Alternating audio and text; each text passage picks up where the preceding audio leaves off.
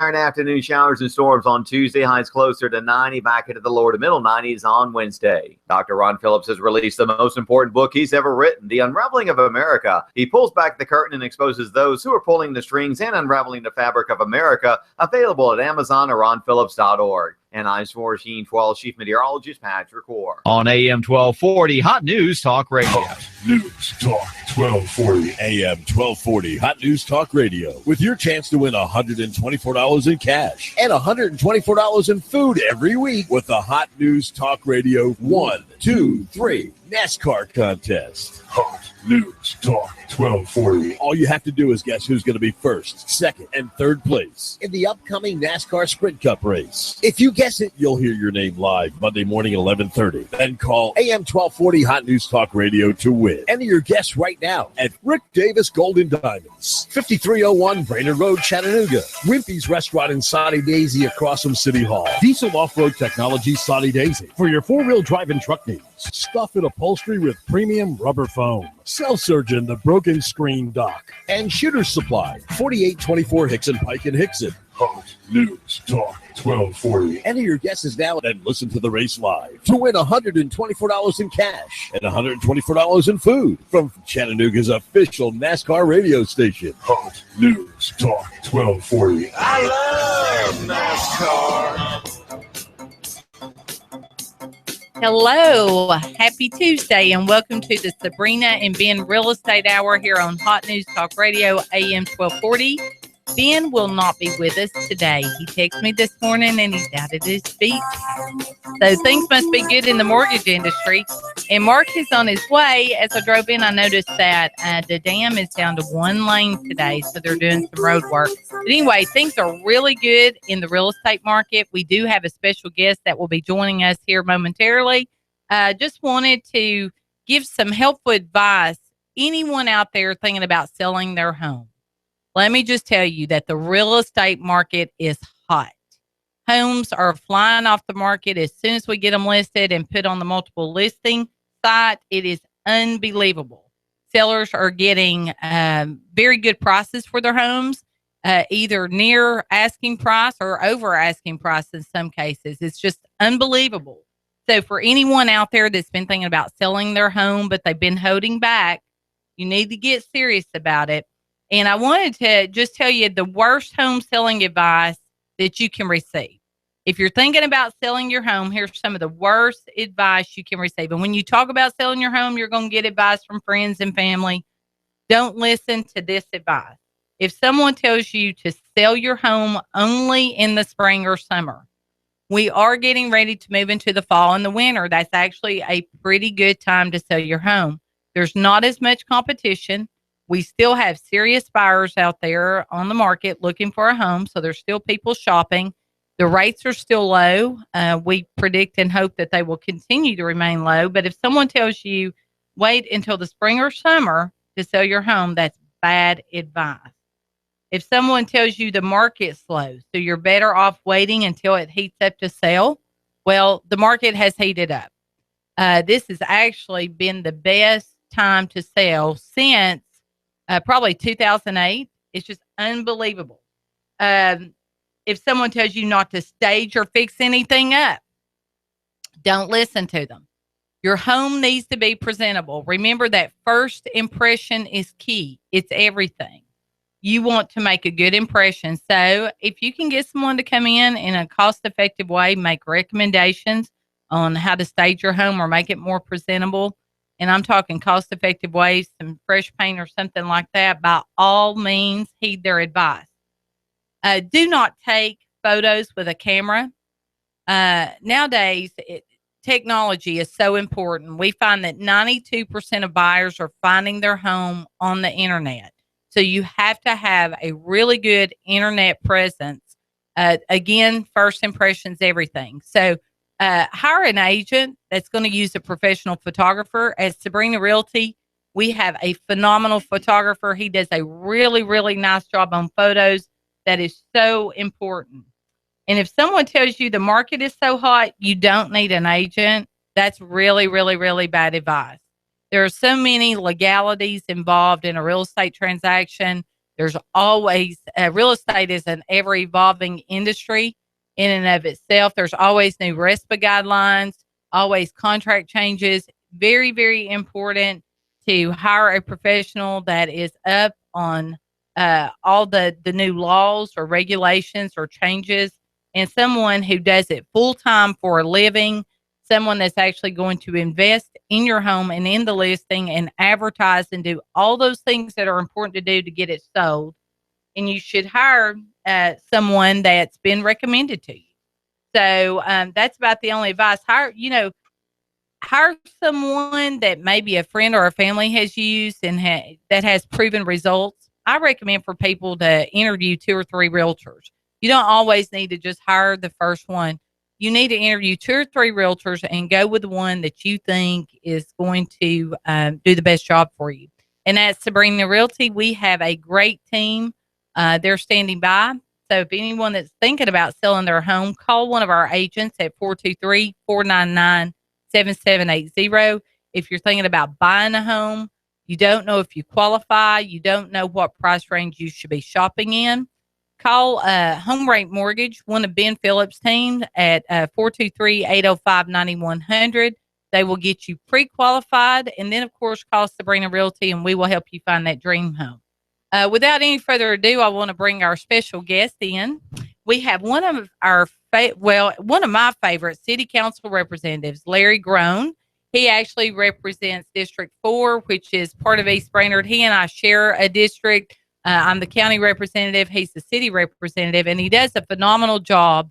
I'll just tell you before I bring him in, I call him a lot. We always have issues that we're working on together. He's very responsive. He's very engaged in the community. He does a great job. He and I, shortly after I was elected, we committed that we would about every 3 months have community update meetings and invite all the residents that live in our district out to, discuss concerns they may have or issues going on in our community. Larry has been very engaged. He's been a great partner in that capacity. And I just love him dearly. Think the world of he and his wife, Carol. So, Larry, so happy to have you on the Sabrena and Ben Real Estate Hour today. You and I hadn't really rehearsed or talked about what we're going to talk about today. So we're going to kind of just have a conversation. Not at all. Hey, it's a great day. It's always a great day in Chattanooga. Exactly. But now we've got some rain all over the city. And exactly. You were talking about home sales. And just in my district out in East Brainerd. Right. Sales are up. The average price is up 10%. It's unbelievable. Year to date, prices that are being received is up like 8% from like 160 to 169, and getting 97% of asking price. Mm-hmm. So it varies throughout the city, but you can see from the data that they're when it kind of bottomed out. In some areas that now we're higher than we were before. Absolutely. So, and something else, another important number, another important statistic that shows you how the market is right now is our average time on the market last year was 4.5 months. That was the average time on the market. Now it's 60 days. Well, in some areas it's down to 53. Yeah. So, and what's really, what I try to tell folks, especially that are moving here, thinking where are we going to move to, even though the districts that we represent are exploding in growth. Oh, yeah. And I'll give an example. Just in a area from in my district, from Council Fire, say out to Collegedale. Oh, absolutely. We have somewhere around $250 million in economic development taking place in terms of single-family homes, apartment complexes, the Erlanger East build-out, which is, we're pushing for completion on that, is going to be at the end of this year. So there's tremendous growth there. But what you see, especially in my district in East Brainerd, is that a lot of these neighborhoods were developed in the 1960s or 1970s. And a lot of the folks that have lived in those homes and raised families there for generations or decades, I should say, are now it's time for them to move on to somewhere else, Right. which we can take care of you yeah. out in East Oh, Springer. yeah, we sure can. But now I'm seeing infill from folks in their 30s and 40s that are wanting to come to an area that pretty much has everything that they need in terms of course, Chattanooga, we have a church almost on every corner. Oh, yeah. But when you can stake your home down and within 3 miles, you can get anything that you need, including eating in different place every day for 5 weeks and never going back to the same place. It's great to represent a district like that. It really is. And it's really nice that my district is overlapped by yours and Commissioner Boyd. So the teamwork that we've had there has been really well. And it's important to have that teamwork because you can't have someone represent a district like ours that's not going to be fully engaged and have a lot of energy. I mean, you and I both know that a lot of our time is consumed with new zoning projects and stuff like that, where we go out and help developers meet with the community and address concerns and stuff like that. Like the one you had last night. What'd you have? 80 or 90 people there? Had probably 80 people there. The meeting was about a 2-hour meeting. We'll have another one tonight and another one next Monday. And it's because it's where people want to come and live. We're considered to have great schools. We do have a lot of restaurants, like you said, variety of churches, all kinds of things to do. And right there in District, I say District 7, which is the county district, or District 4, East Brainerd, Collegedale, Ooltewah, and Appleton. And it's just, we're very fortunate, Larry, because, and I know this is important to you as a representative, as it is to me, because of all the tax revenue being generated and brought in from the growth in our district, we have been able to pass a balanced budget without a tax increase. Absolutely. So that's important. Yeah, when you have that type of economic development, your property tax revenue increased $14 million last year. So when you have an increase like that, yes, it enables you to, it should enable you to do the things that government is supposed to do, which is some of the issues that, you and I have, especially in the area that is in the city limits of Chattanooga. So, Well, the thing is, we can make a good case when we know the tax revenue being brought in is coming directly from our district. We can make a good case anyway. Hey, we've got infrastructure needs. We're going to need a bit middle school. These are things you and I really have to push for. Oh, yes. Even though it's deep in your district, it's very important that this newly constituted school board that comes on, and even the 5 members that are staying on, we have to be a little bit proactive about how we look at growth in our school district, because there's a tremendous need everywhere in the county, and I know they have limited funds, but if I was going to target 2 schools, I would target 3 schools. This is what I would do. I would target CSLA, and I would target East Hamilton Middle. Well, I would target the problems that we have at East Hamilton. Look, we opened with the school that was meant for 1,400, and we opened with over 1,600. And when we got to 1,800, they decided to rezone. Oh, yeah.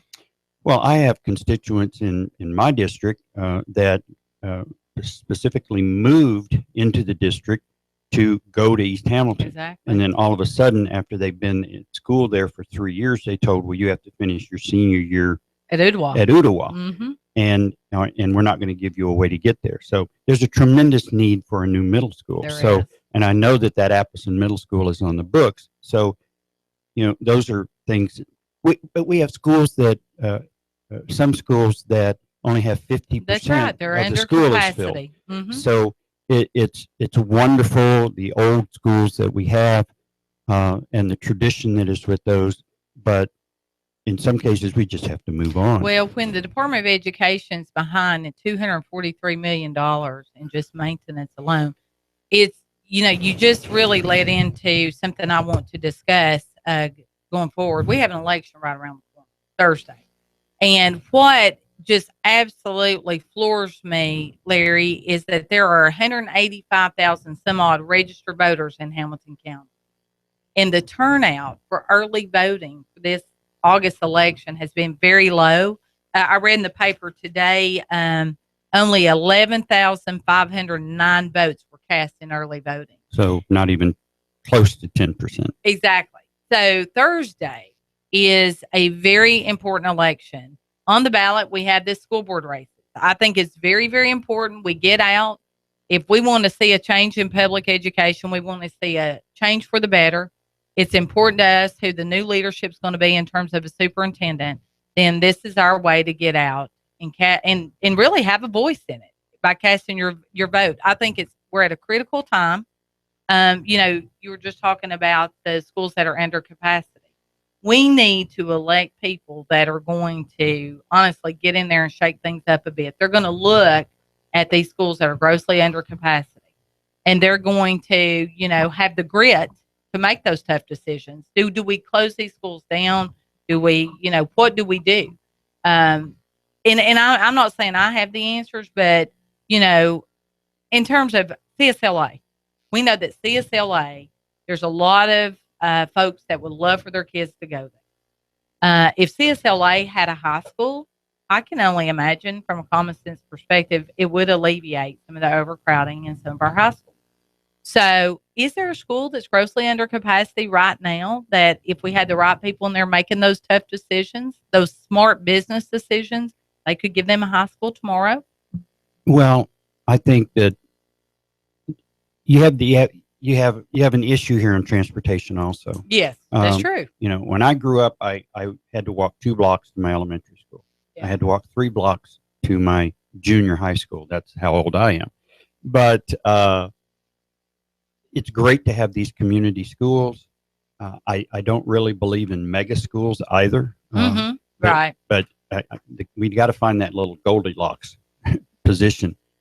You're right. Well, tell me. But see, CSLA, I don't think should be done as one big, huge project. Mm-hmm. There's so much land there. Yeah. That they could develop a plan to transition, and they could bring in some folks who are much smarter than I am. And they could figure out a way. They could figure out a way to build it in 3 stages, and then transition into those buildings.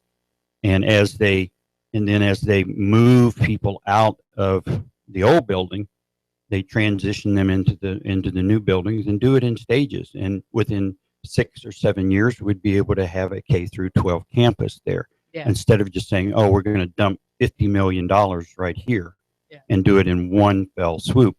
For me, I don't think that's practical. But that's just my opinion. Well, why do you think the voter turnout so low right now? What is happening? Because the public has been paying attention to public education. So you would think that they would be very concerned and going to cast their vote in the school board election. Plus, we've got the assessor of property on the ballot. We've got a number of state representatives. Mike Carter, he's been a phenomenal advocate for the people in terms of passing legislation to stop forced annexation. I would think that this would fire people up to go to the polls. What do you think is holding people back? Life. If people, here's what I haven't even been in Chattanooga 9 years. Carol and I moved here in September of 2007. But in that short of a time here, I have pretty much, there's a lot of voter apathy out there because they feel that no matter what they do, that they are not being heard. And I'll give you a prime example. I think it's if I were king for a day, the city council would not have any meetings at 1:30 or 3 o'clock. They just wouldn't. They would either rotate in the evening, very similar to what the county commission does. We would have an agenda session on a Tuesday, on every even Tuesday, and and then we would have our agenda session the next week, or we would have 2 meetings a week. We would have an agenda meeting on Tuesday night, and then we would have our general meeting on a Thursday night, so that more people could attend and participate. And I think I completely understand. I've been in city council and people have come up at the end to talk, and I'll try to be kind. these folks need some mental help. Mm-hmm. But there are some individuals there that really want to speak. Yeah. But there's also a fine line between, have they actually spoken to the council members before they come up, and are they there just for a hot topic of the moment, or are they really trying to have some substantial change in the neighborhood? Yeah. So it's a very fine line there, but I have a really hard time with allowing people 3 minutes. Yeah. And that's all you get, and that's all we want to hear from you. Some council members think that the first question they want to ask is, well, where do you live and what district do you live in? Yeah. Like we have 9 fiefdoms in Chattanooga. Yeah. And it's like I tell folks every time I'm on anywhere on the air, is that, yes, I'm elected by the citizens of the 4th district, and I'm there to represent them. But every single vote that I make affects each and every citizen of Chattanooga, just like each and every vote you make affects each and every person in the city and in the county. So I think it's very important that I am personally responsible to each and every citizen of Chattanooga. So I welcome input. Yeah, I think that's a good way to look at it. Now, you were elected in 2013. Yes. And you ran again in 2017. In March of 2017? Yes, it's actually this week. We're actually only 7 months away from the city elections. Wow, that's unbelievable. Well, for anyone out there, I like for them to get to know our representatives and stuff. Tell us maybe what has been the most frustrating thing to you serving on the city council, and then maybe what's been the most rewarding or most positive thing for you. Well, the most positive is very easy. I get the most satisfaction out of individual citizens that call up that have had a huge problem with bureaucracy. The story of the young firefighter who, when he and his wife bought their home, both parents gave them money for the down payment. So he wanted to take advantage of refining that property to really lower they were going to have a second or third child, and they wanted to refi to lower their payments. Well, he goes to do this and finds out that he's got a $562 lien on his home. And it's like, where did this come from? Yeah. So for 5 weeks, he's trying to correct this problem. Yep. So what has happened is that he got a lien put on his home that had nothing to do with his property, but had to do with 3 lots in their little subdivision. I found out that every single home owner in that subdivision had that lien on there from the city having gone to cut those. It took me 12 days to get this taken care of. Wow. And it was 2 days before he was going to lose his option. So it took us almost 7 weeks to clear this up. So you get satisfaction in results and actually having a positive impact and getting something Oh, done. absolutely. But then I had to go back in and get it wiped off of everybody else. They only did it, the city attorney's office only did it for his lot, his home. So I had to go in and get it done for all the other 25 homeowners who never knew that there was a lien on their property. Wow, you're probably their hero. Yeah, if they would have ever gone to sell, it would have shown up. I deal with stuff like that a lot. Just where the city may put a lien on a property and the property owner never even knows it. I found that more frequently in East Ridge than I have city of Chattanooga. How many city councilmen do you know that have their boots and their knee boots and their machete in the back of the? I only know one county commissioner that's got that, but you're right, and you are one of a kind, Larry. When we come back after the break, I want to talk more about what you see yourself doing going forward. And I know you've got some exciting things you've been working on, and I want to give you an opportunity to talk about all that. And I think Mark will be joining us after the break as well. Again, anyone thinking about buying a home or selling a home, call Sabrena Realty Associates. We can be reached at 423-499-7780. That's 423-499-7780. Go to our website, SabrenaRealty.com.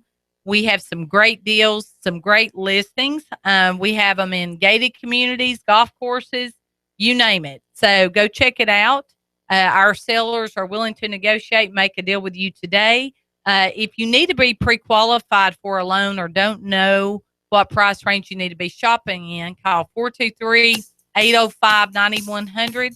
That's 423-805-9100.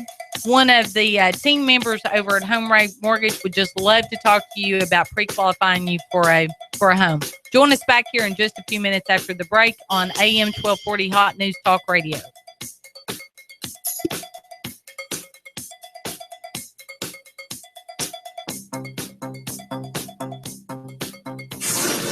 You give us 12 minutes and 40 seconds, we'll give you Chattanooga and the world. News Talk 1240. Tribal vapors. Tired of those stinky butts in the ashtray? Tribal Vapors carries a state-of-the-art selection of electronic cigarettes, quality American-made juices, and more to meet all your vaping needs. Tribal vapors. High-quality, friendly service, customer satisfaction, great prices. 2 locations, 6425 Hickson Pike, across from Choo Choo Barbecue. Tribal vapors. 3018 Cummings Highway, Chattanooga, located in Valley Center Plaza. Tribal vapors. Website is tribal-vapors.net. That's tribal-vapors.net. Join the tribe. Tribal Vapors. Tribal vapors. In the middle of our street. Hi, I'm Sabrena with Sabrena Realty Associates. Now is a great time to sell your home. In our area, inventory is at an all-time low, which translates into higher sales prices. Call us today at 423-499-7780 to set up a free consultation and discuss our unique and aggressive marketing programs. We will provide you with a free market analysis to determine the right value of your home. Call us today at 423-499-7780 or visit our website at SabrenaRealty.com. Our house in the middle of our street. Our house. They're soaring worldwide. Prices for gold and silver are soaring worldwide. Rick Davis wants you to take advantage of them. Go to Rick Davis right now. Rick Davis Gold and Silver. Get yours today. Your cash, and more cash. Go ahead, take advantage of them. Gold is soaring past $1,350 an ounce. That's 1,350 an ounce. Silver is out of this world too. Buy and sell at Rick Davis Gold and Diamonds. Gold, silver, jewelry, rings, watches. Rick Davis has got what you want. Right on. Cash, and more cash. Rick Davis has got so much cash it's as tall as a billboard. And he wants to stuff it in your pocket. Cash, and more cash. Yours for the asking. Come on in today and watch metals rise up as high as Rick's billboard. Rick Davis Gold and Diamond, 5301 Brainerd Road. You know where it is. Come get your cash, and more cash. You give us 12 minutes and 40 seconds, we'll give you Chattanooga and the world. News Talk 1240. Hot 1240 Hot News Talk Radio with your Hot News Now update.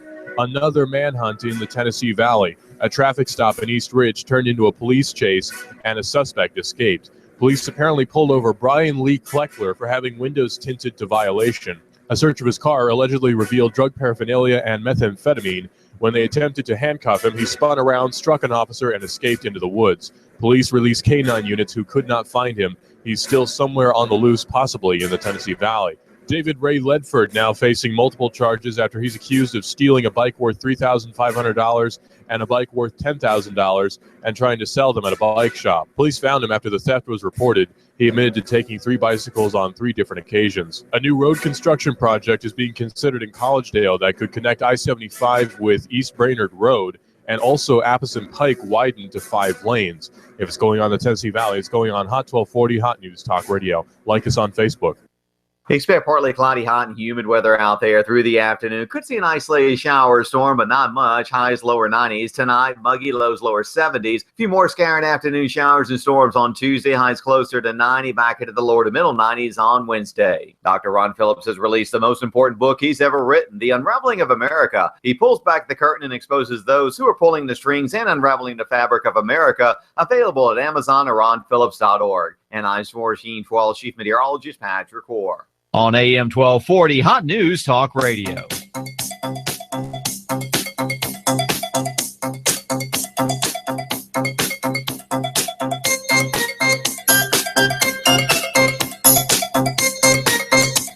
back to the Sabrena and Ben Real Estate Hour here on AM 1240 Hot News Talk Radio. Mark, we're glad you could join us. Well, I'm glad I could get here. What'd you do? Get caught in that traffic coming That over traffic the dam? coming over the dam, 80 cones and one lane and a lot of rubberneckers, but I'm here. Glad to be here. Well, we are joined today by Councilman Larry Groen, who is one of my favorite city council representatives.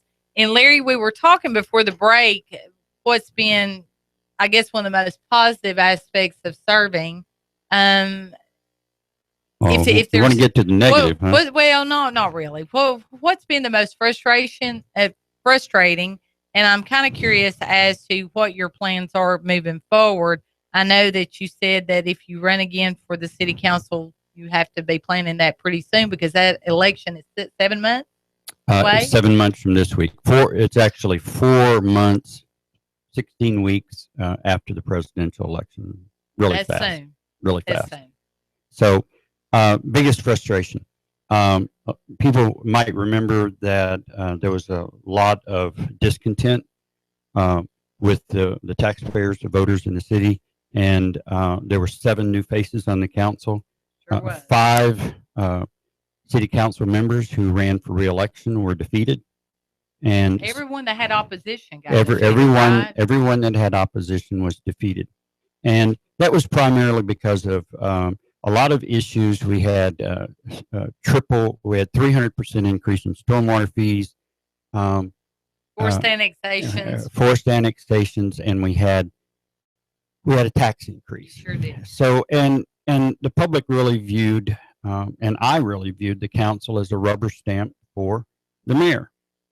Well, my biggest frustration is that our city council is not an independent legislative body. They are even more of a rubber stamp for the current administration than the previous council was. And when you have a situation like that, here the mayor presents a $300 million budget, and there's not one change made to the budget, not one. And it's disingenuous for the mayor to say, well, we have doubled the amount of money being put into the general budget for road repairs. Mm-hmm. Well, what he didn't say is that we're at the same amount. We've been at the same amount roughly for the last 3 years. Yeah. Is there a particular line item that you would have liked to have seen changed, or a particular? About 95% of the budget I'm fine with. Okay. It deals with a lot of issues that we're having to deal with the city. But for me, to get into specifics, it would be we have a lot issues that we're putting Band-Aids on. Yeah, like crime. Well, yes. I don't even know if there's a Band-Aid being put on that. A big Band-Aid. Yeah, workforce development. Mm-hmm. I think we're in the wrong direction on workforce development. But when you speak of parts of the budget, it's, for example, I wanted to increase. There was a group came in that I went out to investigate, spoke to the individuals running this. It's in another councilman's district. He doesn't even know about this program. I wanted to, they asked for full funding of their program, a little over $200,000. The groups that the mayor picked to determine who gets what funding based upon his budgeting for outcomes initiatives decided to give them $20,000. Their reasoning was that, well, we don't have the money to fully fund them, so we will just give them this, hoping that will keep them alive and at least help them for this coming year. Well, I wanted to double that money. So from 20 to 40,000, I could not even get the city council person that this program was in his district would have benefited his constituents to help, because the mayor had already made a decision that he wanted this budget to skate through. So I even made a statement when the budget was coming up that I'm not totally happy with this budget, but if I'm happy with 90% of it, what use is voting against it and having 8-1 vote? Right. So I'll just continue to work in other areas to try to get things done. But when you don't have a council that is going to be separated from the executive branch. Mm-hmm. And that's true. It's the way it was set up. It's a problem. It is set up as a strong mayor system. Mm-hmm. And the mayor can, in this system, and I'm not talking about this mayor, but any mayor in this system, would be able to go in and say, Sabrena, what would you like to see in your district? Yeah. Let's talk about this on the budget, which is exactly what happened. And I know it's politics, but I tell everybody I'm a public servant. I'm not a politician. Yeah, well, I like that. So I'd rather have that title too. A lot of people are really concerned, Larry, about the crime that's going on in Chattanooga. And, every day you wake up, it seems, you read the paper, listen to the radio, and someone's been shot. Do you have an idea or perspective on how we're going to get a handle? Because this is a community problem. I don't push this off into the city at all. I think it's a problem for anyone that lives in Hamilton County. Well, I grew up in San Antonio, Texas, and I was a minority in my neighborhood. And so for everybody out there, I'm slightly younger than dirt. So, but looking good. But let me tell you, I lived in an area, and I'll bound it at 6 blocks by 6 blocks, or 36 square blocks. In 18 months, when I was 13, 14, there were 6 gang killings in that area, and things haven't changed. None of those killings were with guns. Mm-hmm. So all that's changed is the method. Mm-hmm. But it's like Paul Harvey says, and now you know the rest of the story. Some of our last killings were sons of people that were notorious in crime in Chattanooga in times past, back in the 80s and 90s. And so we hear all these stories about where they were just walking down the street. Well, when you've got a parent who has been involved in major crime and drug dealing, or some of the folks that were busted back in the 80s, in the mid 80s and late 80s in Chattanooga, and then their son or grandson is being shot on the street. Yeah. This is not just a coincidence. Right. And I do have a problem with our police chief saying that, well, most of these shootings are just because of disrespect on Facebook. No, there can be some truly. What I see is that the mayor got so much backlash from the worst of the worst, because every single person in that, putting them on the front page of the paper, right? Yeah, and every single one was black, and the community, the minority community in Chattanooga went crazy. Well, I say put their picture out there. I don't care if they're Caucasian, Hispanic, or what well, they are. It seems that the whole idea of Violence Reduction Initiative was to have a serious talk with those individuals that are most involved in gang activities. Come on, the authorities, all the authorities, ATF, DEA, they all know who the gang leaders are in Chattanooga. This is not, a hidden information. Right. But when you bring these folks in and tell them, if this happens, we're going to, these are going to be the consequences, and then those consequences don't happen. It's one thing to say that, well, we've had well over 300 arrests of gang members. And then you find out that over 250 of those arrests were on misdemeanors. Wow. A tail light that's out, or you've stolen a candy bar at Walmart, or whatever, or you have a license tag that is out of date. So, and true, Attorney General Pinkston is upset because these misdemeanor crimes clog up his court dockets. So what good does it do? These folks, we're going to take them down. We're going to put them in jail.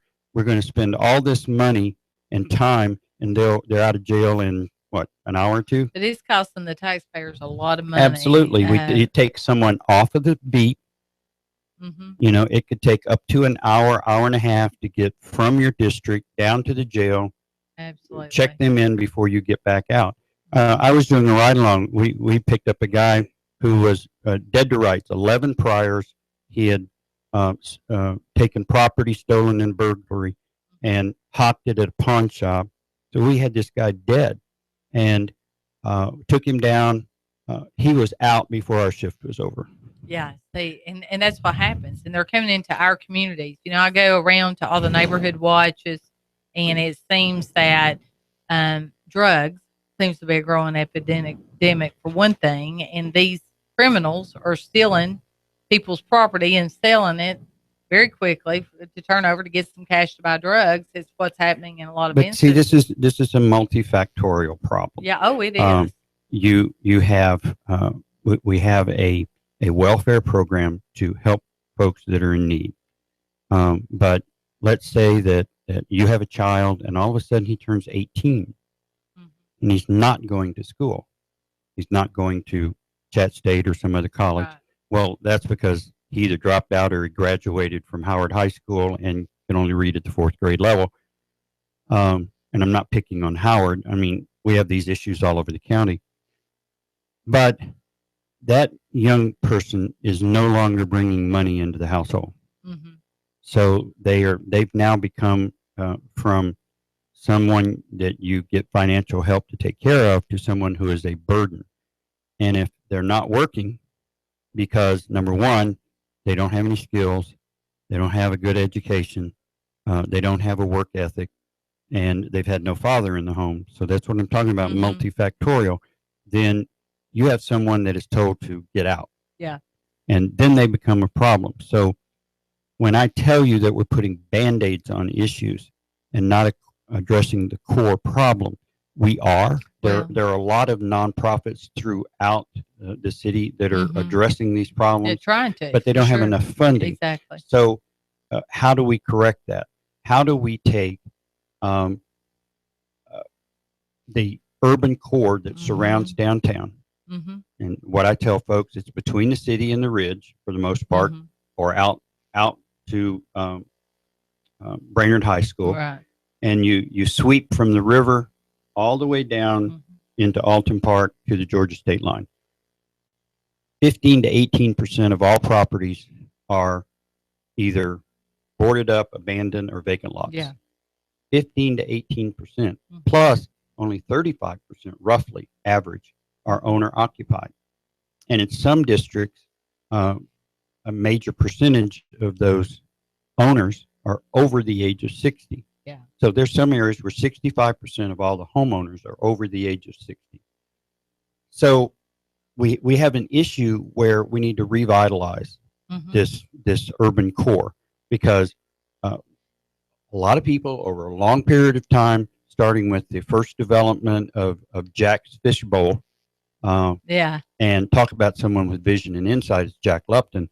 But we've developed this little jewel on the hill, but it's totally surrounded by decay. Yeah. And what we need to do is we need to address the issue of a lack of affordable housing, true affordable housing. Look, $750 a month for rent for a 500 square foot, 1-bedroom apartment is not affordable housing unless you are single and working downtown. Well, we have a poverty issue. You know, right along those lines, 60% of our students are on free and reduced lunch. I mean, in some schools it's 100%, 95%. I mean, it's a problem. But, you know, back to, it's a community problem. It's going to take a community effort, I think. And like you said, I want to see a lot more people a lot smarter than me involved. But I think churches are going to play a key role if we're ever going to solve it. I think we need prayer for sure. We need to be praying for our city, and we've got to support our law officers. We've got to support our police, the sheriff's department, and our first responders. I mean, it is almost unimaginable what has been happening across our country. It's heartbreaking. And I ask myself, how on earth did we get here? Well, as in many cases, it goes back to leadership. Well, it's like, for example, HUD has realized that they can't develop large housing complexes and put the most uneducated the most ill-equipped, and those without any skills into all they create is a cesspool that will suck you down. Yeah. And keep you down. Yes. And so what I say is the big thing that's lacking in a lot of areas of town is hope. Right. What we're seeing is we're starting to see very intense blight in some areas. When I can drive you less than 3 miles from downtown, 10 minutes, and I can take you to an area where 3 blocks by 4 blocks and 22 of the homes are boarded up and there are 6 vacant lots. Mm-hmm. That's a problem. Mm-hmm. When we tear down 1,000 homes and don't replace them with some sort of affordable housing, we have a problem. Why can't we rebuy? No developer of any substance is going to go into these pockets. Yeah. So it is going to be up to, and for me, it's got to be a faith-based initiative. It does have to be. It has to be, mm-hmm. because we can train people, we can take them in, train them, do everything, but unless there's a change in attitude and a change in purpose in life, what have we done for these folks? We've given them some skills, but no new direction to how to handle the opportunity. So not only could we initiate a training program that would, number one, create transitional housing, voucher housing, take what Habitat and CNE and CHOTA is doing, and let's multiply it. Let's it's great what Habitat does, but 26 years, 250 homes. It's a wonderful program. I'm fully supportive of them, but we need 3 or 4 times that amount. If we were going to be giving out incentives to developers, it should have been in these areas, in my mind. I mean, to encourage them to come in and revitalize. That's why I went to a seminar, Vacant to Value, up in Detroit, Michigan. Detroit, Michigan, that county, and Genesee County, where Flint, Michigan is, are the 2 largest land banks in the United States, with over 200,000 foreclosed properties. So they have a huge program of revitalization. We have it here in Chattanooga, just in a smaller population area and a smaller scale. But we need hundreds of affordable housing here. Not only for transitional housing for people who want to get into some program, which I myself have started up, and we need to have much more housing for voucher housing, and we need to have much more housing for low-income home ownership. Our economy has changed to the degree that 60 years ago, you could get out of high school and you could find some place. If you wanted to work, you could find a place to work in Chattanooga in the 50s and the 60s. That was not a problem. Right. It was hard work. Yeah. You're going to a foundry, that's hard work. Yeah, absolutely. But you could end up purchasing your own home, which many people did in the South Side and in East Lake Park area of Chattanooga. And that was the way that families built their investment.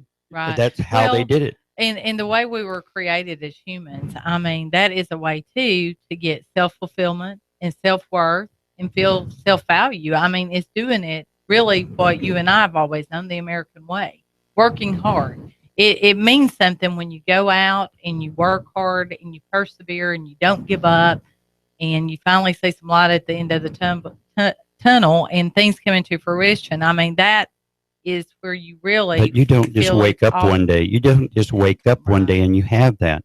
When you are raised in a family, I don't care whether it's black, white, or brown, green, or purple. If you're raised in a family that does not know how to overcome obstacles, that's where the hope has to come in. That's where the hope has to come in, and that's where the guidance and mentoring has to come in. So when you're talking about a program that's going to turn the violence issue around, do we have a hardcore group of individuals who are involved in criminal activities that are never going to take this offer that our violence reduction initiative has put out there? That may be the case for a lot of them. But I think there are many, many, many more folks that would like to do it the right way, but don't have mentors or the skills. They don't have these. You hear about the soft skills all the Right. time. Oh, yeah. But, it's like, well, sit down and think about this.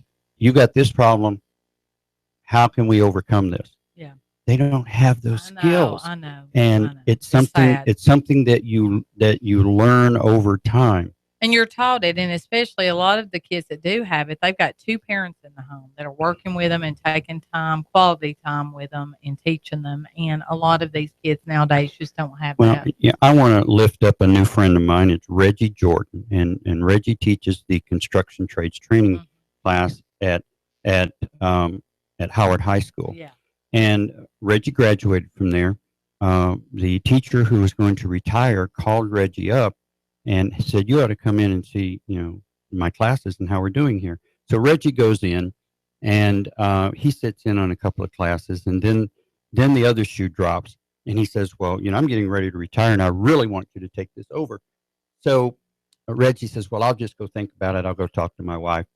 And so Reggie goes home and says, she tells him, "Well, you need to pray about this." Mm-hmm. And Reggie went, "No, I don't want to pray about this." So this goes on for a couple of weeks, and because Reggie knew that if he prayed about it, he'd hear something. He'd hear something.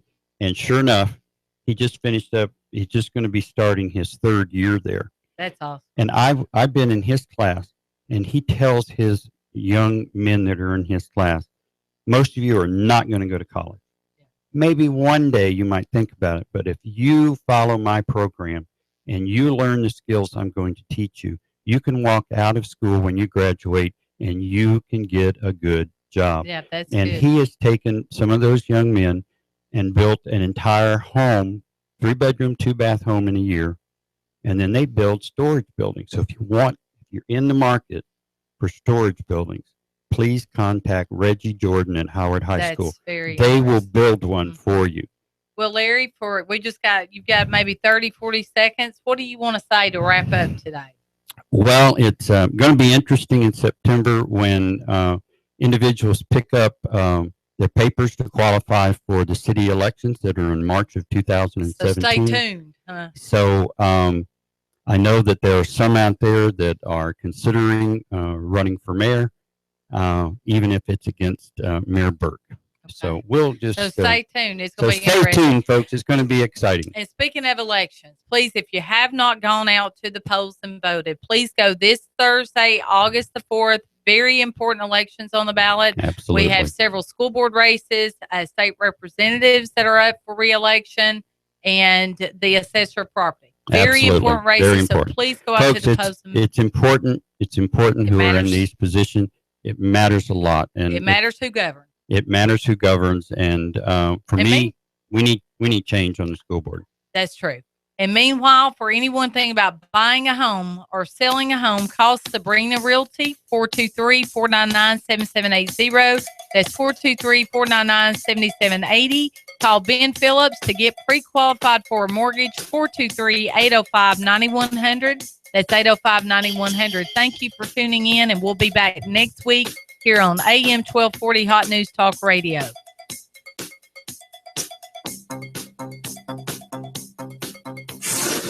You give us 12 minutes and 40 seconds, we'll give you Chattanooga and the world. News Talk 1240. MLS 2239. Listen up, y'all. Ben Phillips Home Rate Mortgage, 805-9100. I'm in the business of saving people money. And if you want to save money, pick that cell phone up right now.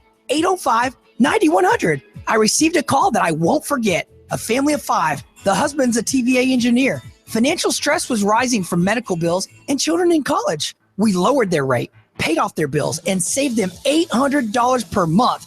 Now they're living stress-free. And the best